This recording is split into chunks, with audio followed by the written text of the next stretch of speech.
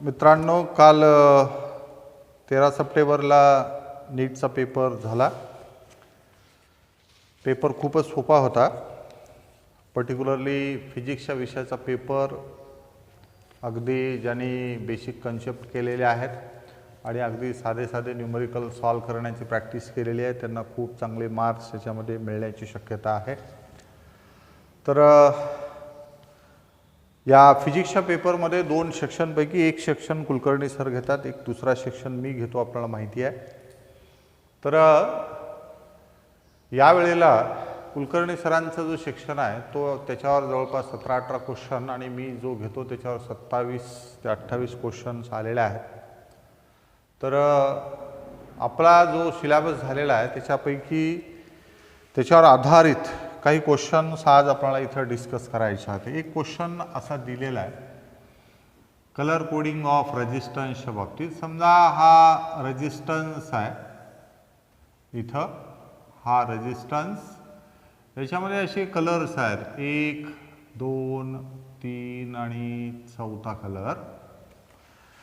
आपल्याकडं पेपर आपण व्हॉट्सअपच्या माध्यमातून आपण टाकला आहे, येल्लो, त्याचबरोबर व्हायलेट, परत ब्राऊन आणि इथं गोल्ड. आपल्याला माहिती आहे B Roy, good boy, very good wife. 0, 1, 2, 3, 4, 5, 6, 7, 8, 9 असं आपण घेतो. पहिल्यांदा येल्लो कलर आहे म्हणजे याच्यामध्ये हे 4 असं डिजिट येणार आहे, 4. त्याच्यानंतर व्हायलेट 7 डिजिट येणार आहे into 10 to the power of ब्राऊन 1 म्हणजे 470 ओहम असं येईल.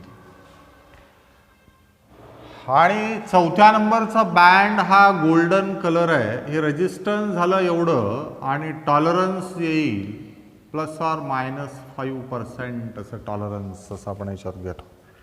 त्याच्यातलं 470 ओहम आणि ±5% असं आन्सर याच्यामध्ये येईल. तर हा भाग आपण या करंट इलेक्ट्रिसिटी या टॉपिकमध्ये पाहिलेला आहे. याच्यातला पुढचा क्वेश्चन आहे बघा, प्रिझमशी रिलेटेड आहे. प्रिझमशी रिलेटेड आहे. याच्यामध्ये असं आपल्याला सांगितलं आहे, हा एक प्रिझम आहे. या प्रिझमचा अँगल आपल्याला याच्यामध्ये ए असा दिला आहे. प्रिझम हा एक स्मॉल अँगल प्रिझम म्हणजे थिन प्रिझम आहे. याच्यावर लाईटचा रे असा इन्सिडेंट झाला आहे. इथून अशी नॉर्मल आपण दाखवू आणि आपल्याला असं सांगितलं आहे की हा इथून बाहेर पडणारा रे या सरफेसला नॉर्मली बाहेर पडतो असं म्हटलं आहे. याच्यामध्ये आपल्याला अँगल ऑफ इन्सिडन्स विचारला. हा इथं R1 एक असतो, इथं R2 असतो. आपल्याला माहिती आहे A = R1 + R2 घेतो, पण R2 याच्यामध्ये या केसमध्ये इथं जर आपण पाहिलं तर नॉर्मल असल्यामुळं R2 नॉर्मल सोबतच आपल्याला याचा अँगल घ्यायचा असल्यामुळं R2 हा अँगल याच्यामध्ये 0 येणार. म्हणजे याच्यामध्ये A = R1 असं येईल. A = R1 असं आपल्याला याच्यामध्ये घेता येईल. स्नेल्स लॉ प्रमाणे μ = sin I sin R1 असं घेता येईल. यालाच sin I / sin A असं घेता येईल. आणि याच्यामध्ये जर अँगल खूप लहान असतील तर sine of the angle = angle itself, म्हणून I = μ × A असं रिलेशन याच्यामधलं करेक्ट उत्तर येईल. I = μ × A. हे दुसरा आपण पाहिला, हा रे ऑप्टिक्स मधला क्वेश्चन आहे. पुढचा क्वेश्चन आहे, एक आयर्न रॉड आहे ज्याची ससेप्टिबिलिटी साय हे 599 अशी आपल्याला दिली आहे. तर आपल्याला याच्यात परमॅबिलिटी याच्यामध्ये आपल्याला म्यू याच्यामध्ये विचारलेला आहे. म्यू तर आपल्याला एक माहिती आहे μr = 1 + साय ते येतं 600 असेल आणि μ = μ0 × μr घेतो. येईल 4π × 10⁻⁻⁷ असतं μ0. म्यू आर 600, साइन चौक 24 पाय 10⁻⁻5, 2.4 पाय 10⁻⁻4 या पद्धतीचं ऑप्शन त्याच्यामधलं येईल. म्यू इज इक्वल टू 2.4 पाय 10⁻⁻4 टेस्ला याच्यामध्ये या ठिकाणी या टेस्ला मीटर पर एम्पियर अशा पद्धतीचं युनिट याचं या ठिकाणी आपल्याला घेता येईल. हा एक क्वेश्चन आपण याच्यात पाहिल्याच्या नंतर याच्यातला पुढचा क्वेश्चन आपल्याला याच्यात 3 क्वेश्चन आत्तापर्यंत आपण याच्यात पाहिल्याच्या नंतर पुढचा क्वेश्चन पहा. हा क्वेश्चन आहे शॉर्ट इलेक्ट्रिक डायपोल.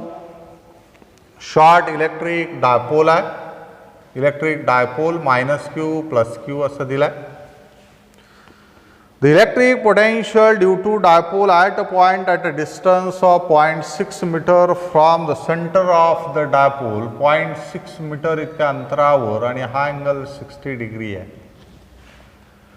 तर डायपोलचं पोटेन्शियल बरोबर फॉर्म्युला 1/4πε0 p cos θ/r² असं रिलेशन आपल्याला घेत आहेत. हे 9 × 10⁹. याच्यामध्ये डायपोल मोमेंट दिला आपल्याला 16 × 10⁻⁻9 cos 60 हाफ.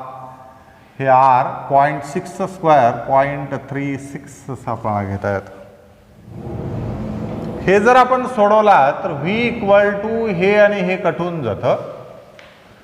9 × 16 डिवायडेड बाय 0.36 × 2 हे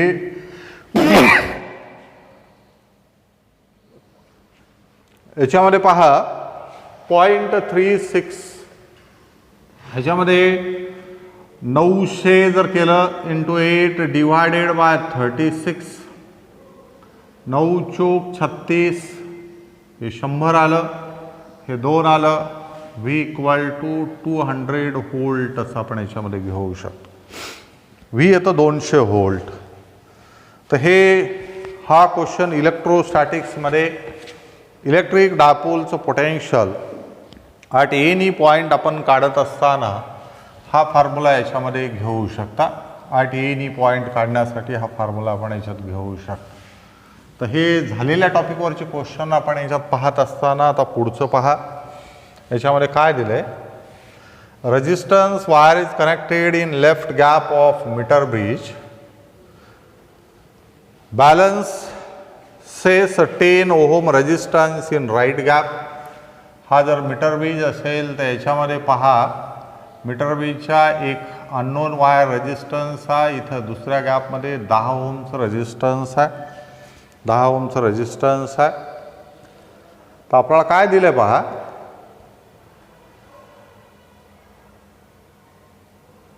which divides the bridge wire in the ratio 3:2. म्हणजे हा गॅल्व्हॅमीटर घेऊन इथं जर बॅलन्सिंग लेंथ 3:2 या प्रमाणात हे अननोन रेजिस्टन्स तर r/10 = आपण L1/L2 घेतो. याचा रेशो 3/2 जर घेतलं तर r = 30/2 म्हणजे 15 ओहम असं रेजिस्टन्स येईल. आपल्याला काय म्हटलंय बघा. Length of the wire 1.5 metre आहे. Length of 1 ohm of resistance wire आपल्याला काढायचं. याचा अर्थ असा 1.5 मीटरची या ठिकाणी रेजिस्टन्स 15 ओहम आहे. तर याच केसमध्ये 1 ओहम रेजिस्टन्स असण्यासाठी लेंथ याची काय असावी लागेल. म्हणजे असे घेऊ शकता 15 ओहमचं 1.5 तर 1चं किती तर 1.5 डिवायडेड बाय 15 = 0.1 मीटर असेल. तर याच्यामध्ये 0.1 मीटर असं या ठिकाणी आन्सर येऊ शकतं. हा एक भाग पाहिल्याच्या नंतर पुढचा क्वेश्चन आहे. एक लॉंग सोलेनाइड आहे. हा या पद्धतीनं असा सोलेनाइड आहे. सोलेनाइडमध्ये असणाऱ्या टोटल टर्न्स आपल्याला 100 अशा दिलेल्या आहेत. याची लेंथ आहे 50 सेंटीमीटर. याच्यातून जाणारा करंट आहे 2.5 ampere. Magnetic field inside the solenoid B equal to mu 0 Ni, mu 0 capital N by Li. सरळ सरळ फॉर्म्युल्यावर क्वेश्चन आहे. 4 pi into 10 to the power -7 100 I 2.5 length 0.5 हे आलं 5. हे 2 झिरो कटवले इथं -5. हे 20 पाय 10 टू द पॉवर ऑफ -5 असेल. यालाच 2 पाय इंटू 10 टू द पॉवर -4 तर 6.28 10 टू द पॉवर -4 टेस्ला असेल. हा एक भाग आपण याच्यात पाहिला. हा टॉपिक कोणता आहे हो? Magnetic effects of electric current. याच्यामधला हा लॉंग सोलेनॉइडचा क्वेश्चन आहे. त्याच्यानंतर पुढे पहा. Assume that light of wavelength 600 nanometer is coming from a star. The limit of resolution of telescope whose objective has a diameter of 2 meter is. याचा diameter आपल्याला 2 metre असं दिलेलं आहे. वेव्हलेंथ आहे 600 नॅनोमीटर असं आपल्याला दिलं आहे. याच्यामध्ये याच केसमध्ये आपणाला assume the light the limit of resolution of telescope ज्याला आपण डी थीटा असं म्हणतो 1.22 लॅम्बडा डिवायडेड बाय डी असा डायरेक्ट फॉर्म्युला आहे. 1.22 लॅम्बडा येतं 6 into 10 to the power -7 divided by 2 हे 3 आलं 3 2 6 6 3.66 10 टू द पॉवर -7 रेडियन असं यायला पाहिजे. 3.66 10 to the power of -7 radian असा आन्सर येतं. हा टॉपिक आहे वेव्ह ऑप्टिक्स. वेव्ह ऑप्टिक्समध्ये आपण रिझॉल्विंग पॉवर ऑफ टेलिस्कोप पाहिले बघा. रिझॉल्विंग पॉवर ऑफ टेलिस्कोप. तर वेव्ह ऑप्टिक्स हा टॉपिक परवाचा आपण पाहिलेला आहे. त्या टॉपिकमध्ये ऑलमोस्ट शेवटचा भाग काय असेल तर त्याच्यामध्ये रिझॉल्विंग पॉवर ऑफ मायक्रोस्कोप आणि टेलिस्कोप हा भाग आपण त्याच्यात पाहिला आहे. त्याच्यावर आधारित डायरेक्ट क्वेश्चन आहे. हाच फॉर्म्युला आपण त्याच्यामध्ये शिकलेला आहे. याचा रेसिप्रोकल घेतला तर रिझॉल्विंग पॉवर मिळतो. याला आपण लिमिट ऑफ रिझोल्यूशन याला अँग्युलर लिमिट ऑफ रिझोल्यूशन असं सुद्धा म्हणतात. पुढे in a certain region of a space with volume 0.2 metre cube electric potential is found to be 5 volt throughout. The magnitude of electric field in this region is. बघा.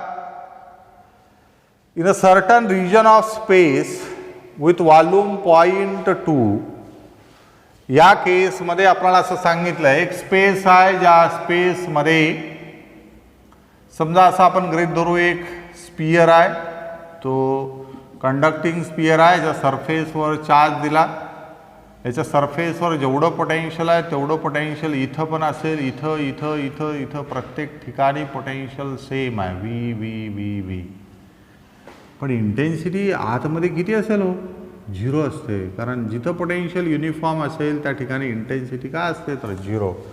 हा इलेक्ट्रोस्टॅटिक्सवर आधारित question आहे. इलेक्ट्रोस्टॅटिक्सवर आधारित question आहे.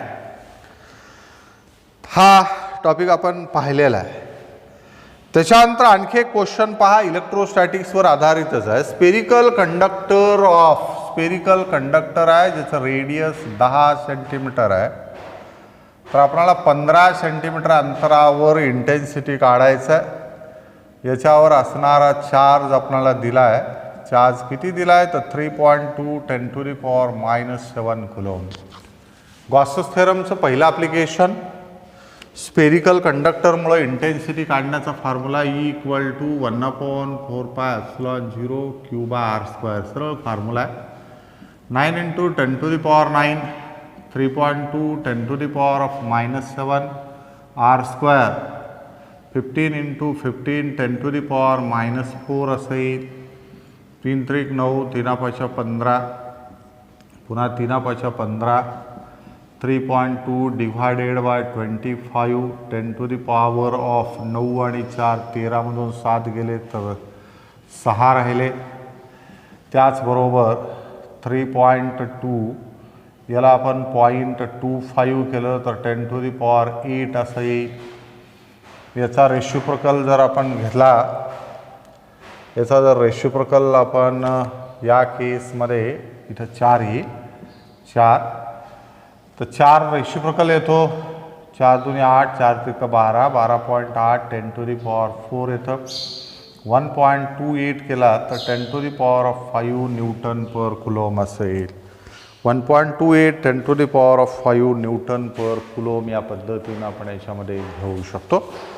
तर हे इलेक्ट्रोस्टॅटिक्सवर आधारित क्वेश्चन आपण याच्यामध्ये डिस्कस केला. हा एक क्वेश्चन इलेक्ट्रोस्टॅटिक्सवर आधारित आपण पाहिल्याच्या नंतर आणखी एक क्वेश्चन इलेक्ट्रोस्टॅटिक्सवर आधारित, इलेक्ट्रोस्टॅटिक्सवर 4-5 क्वेश्चन यांनी दिलेले आहेत यावेळा. तर याच्यामध्ये आत्तापर्यंत आपण 3 क्वेश्चन ते 4 क्वेश्चन याच्यात पाहिलेत. Capacitance of parallel plate capacitor in air, C air आपण 6 मायक्रोफॅरॅड असं दिलं आहे. त्याच्यामध्ये जर आपण डायलेक्ट्रिक कॉन्स्टंट टाकलं तर सी मीडियम बरोबर 30 मायक्रोफॅरॅड असं होईल. तर त्यावेळेला परमिटिव्हिटी ऑफ द मीडियम म्हणजे ॲप्सिलॉन काढायचं. काय हो formula? C medium is equal to K into C air. 30 micro बरोबर के इंटू 6 मायक्रो, मायक्रो कटलं, K is equal to 5. Epsilon is equal to K epsilon 0 हेल्स 5 गुणिले 8.85 10⁻⁻12. या दोघांचा गुणाकार करून घ्या. हे जर सोडवलात तर हे 44 पॉइंट काय जे असेल ते 44 पॉइंट 8×45 किंवा 5×5 25, 40 आणि 2 42, हे 44 10⁻⁻4. तर तिथं दिलेल्या ऑप्शनमध्ये 0.44 10⁻⁻10 असं ऑप्शन दिलेलं आहे. हा एक क्वेश्चन आपण याच्यामध्ये पाहिला. तर हा एक क्वेश्चन आपण इलेक्ट्रोस्टॅटिक्स रिलेटेड याच्यामध्ये पाहिल्याच्या नंतर याच्यामधला पुढचा क्वेश्चन आपल्याला याच्यामध्ये पाहायचं. काय दिलं बघा, solids which are negative temperature coefficient of resistance. The insulator and semiconductors, metals, insulators only, semiconductors only. तर याच्यामध्ये पहा, इन्सुलेटर आणि सेमीकंडक्टर आपल्याला माहिती आहे, आपण असं शिकलो होतो बघा. कंडक्टरच्या बाबतीत temperature coefficient of resistance positive असतो, सेमीकंडक्टरच्या बाबतीत निगेटिव्ह असतो, आणि त्याचबरोबर काही इन्सुलेटरच्या बाबतीत सुद्धा तो निगेटिव्ह असतो. म्हणून सेमीकंडक्टर आणि इन्सुलेटर जर आपण याच्यात पाहिले तर त्या ठिकाणी निगेटिव्ह, याच्यामध्ये इन्सुलेटर्स अँड सेमीकंडक्टर्स असा आन्सर याच्यामध्ये येईल. त्याच्यानंतर परत करंट इलेक्ट्रिसिटीमध्ये आणखी एक क्वेश्चन आहे ज्याला मोबिलिटी ऑफ इलेक्ट्रॉन असं म्हणतात. Mobility VD divided by E असं घेता येईल. Drift velocity divided by electric field. याच्यामध्ये पहा, ड्रिफ्ट व्हेलॉसिटी आपल्याला दिल्या 7.5 10⁻⁻4 डिवायडेड बाय 3 × 10⁻⁻10, 2.5 10⁻+6 या पद्धतीनं याच्यामध्ये मोबिलिटी ऑफ या ठिकाणी इलेक्ट्रॉन आपण या केसमध्ये इथं फाइंड आउट करू शकतो.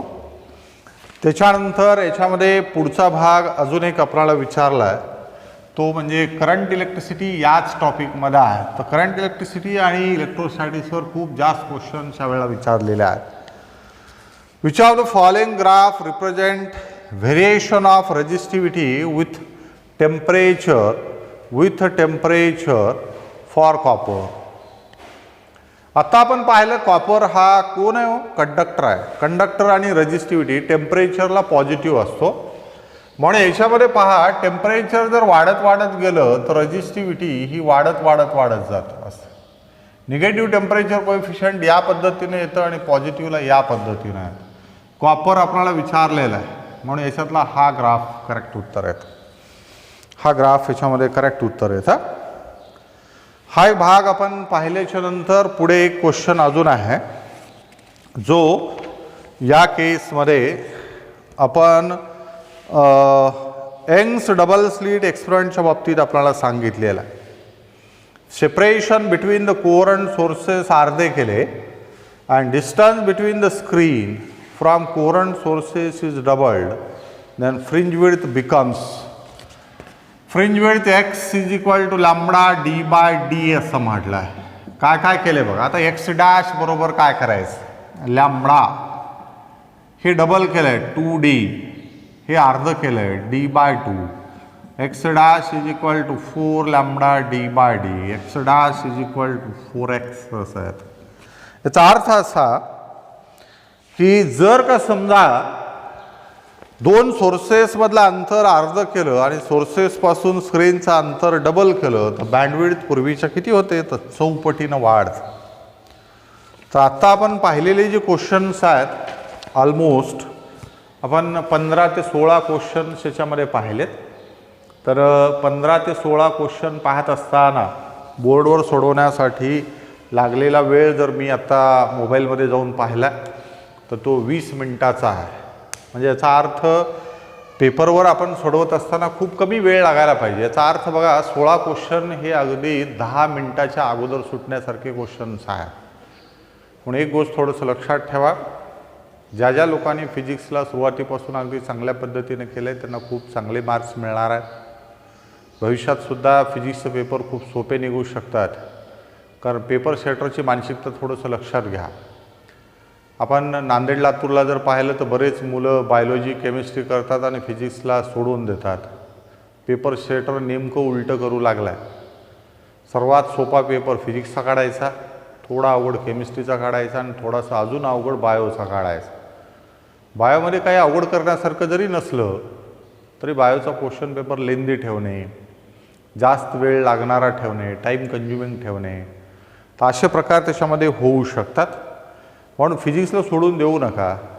कन्सेप्च्युअली जरी समजून घेतलात तर यावेळा ज्यांनी फक्त कुठलंही न्यूमरिकल न सोडवता कन्सेप्च्युअली फिजिक्स समजून घेतलं आहे आणि त्याला सोडवण्याचा प्रयत्न केला आहे, जसं केमिस्ट्रीची तयारी करता, अशाही लोकांना 25-30 क्वेश्चन सुटलेले आहेत. 25 क्वेश्चन म्हणजे 100 मार्क होतात आणि 100 मार्क असल्याशिवाय कमीत कमी फिजिक्समध्ये तुम्ही मेडिकलचा विचार करू शकत नाही. ओपन विद्यार्थ्यांना कमीत कमी यावेळेला 530 किंवा त्यापेक्षा जास्त मार्क लागणार आहे असा प्रायमरी अंदाज आहे. 530 ते 550च्या दरम्यान कुठेतरी कट ऑफ राहील असे प्रायमरी अंदाज त्यांनी व्यक्त केलेले आहेत.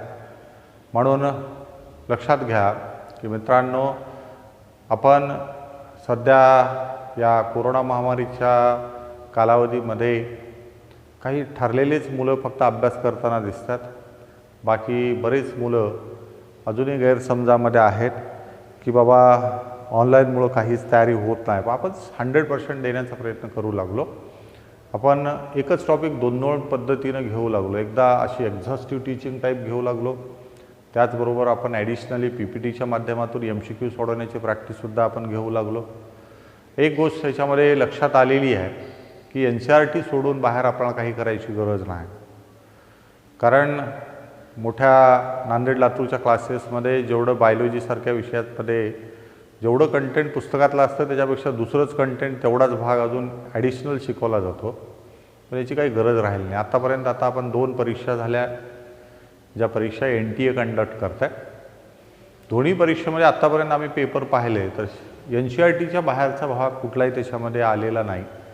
त्यामुळं NCERTचे टेक्स्ट सोडून कुठलंही जादाचं कंटेंट आपण करू नये हे परत एकदा आपल्याला मी सूचित करतो. आणि आत्तापर्यंत जे क्वेश्चन्स झालेल्या सिलेबसवर परीक्षेत आलेले आहेत तेवढे क्वेश्चन मी तुम्हाला सॉल्व करून दिलेले आहेत. तर जवळपास कुलकर्णी सरच्या सेक्शनचे 10 आणि मी सोडवलेले 16 म्हणजे एवढ्याच्या आधारावर 101 मार्क तुम्हाला सहज मिळायला पाहिजे. म्हणजे 27-28 क्वेश्चन आत्तापर्यंत आपण याच्यावर सोडवू शकलो. याचा अर्थ काय होता आपण थोडंसं समजून घ्या की ऑलमोस्ट आपला सिलेबस जो आहे तो 60 to 65% आपण कंप्लीट केलेला आहे. तर राहिलेला जो 30 to 35% सिलेबस असेल तर तोही लवकर आता ऑनलाईनच्या माध्यमातून तर सुरूच आहे. समजा बऱ्याच लोकांचा अजून गैरसमज असा आहे की परीक्षा एकदम मार्चमध्येच होईल आणि लगेच मेमध्ये आपली नीट जेई होईल असं नाही होणार. जेवढा वेळ तुमचा याच्यामध्ये तुमचा समजा डायरेक्ट टीचिंगसाठी किंवा ऑफलाईनमध्ये तुम्हाला मिळाला नाही तेवढा वेळ गव्हर्नमेंट आपल्याला वाढवून देऊ शकतं आहे. सध्या ऑनलाईनमध्ये जर तुम्ही प्रिपरेशन करून परत रेग्युलरमध्ये तो भाग शिकू लागला तर खूप चांगल्या पद्धतीनं कॉन्क्रीट होईल आणि अगदी पहिल्याच वर्षी आपण जे ठरवलेलं आपलं टार्गेट आहे तिथपर्यंत आपल्याला रीच होता येईल. याचं बेनिफिट निश्चितपणे ऑनलाईन कोचिंगचं आपल्याला होऊ शकतं. आणि हे व्हिडिओ किंवा हा जो पॅटर्न आहे ज्यावेळेला ऑफलाईन कोचिंग आपली सुरू राहील त्यावेळेला सुद्धा हा आपण काही बंद करणार नाही. ऑनलाईनचे व्हिडिओ आपल्याला पडत राहतील कारण हा भाग सगळा भाग आपल्याकडे रेडी आहे. त्याचा फायदा काय होईल, एखादा टॉपिक जर आपल्याला कळाला नाही परत रिव्हिजनची आवश्यकता आहे तेवढीच 5-7 व्हिडिओ त्या टॉपिकचे काढून आपण जर पाहिलात तर निश्चितपणे त्याचं बेनिफिट आपल्याला होऊ शकतं. तर आज आपण इथं थांबू. Thank you very much. तर हे दोन्ही पेपर सोल्युशन सेक्शन 1 आणि सेक्शन 2चे तुम्हाला उद्याला टाकले जातील, ते तुम्ही पाहून घ्यायचेत.